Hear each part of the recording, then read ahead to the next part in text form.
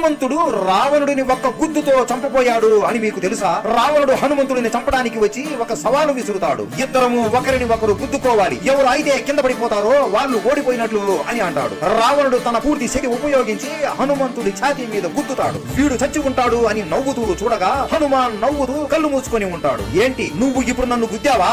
ఈగ వాలినట్లు అనిపించింది అని అవమానిస్తాడు. తరువాత హనుమాన్ రావణుడిని గుద్దడానికి తన పూర్తి శక్తి ఉపయోగిస్తుండగా శివుడు, వద్దు హనుమా, నువ్వు ఇప్పుడు ఇంత శక్తితో కొడితే రావణుడు చనిపోతాడు, రాముడి జన్మకు విలువ ఉండదు అనగా హనుమాన్ 100%లో 1% ఉపయోగించి గుద్దుతాడు. అంతే, ఆ గుద్దుకి రావణుడు గాలిలోకి ఎగిరిపోతాడు. అమ్మో, ఈ రావణుడు చచ్చాడా అని వెళ్లి చూడగా మూర్చిపోయి ఉంటాడు. నువ్వు ఏమి బలవంతుడివిరా? ఈ బలముతోనే నా రాముడితో యుద్ధం చేద్దాం అనుకుంటున్నావా? నేను నా పూర్తి శక్తి కూడా ఉపయోగించలేదు కదా రావణ. పోరా, పో, పారిపో.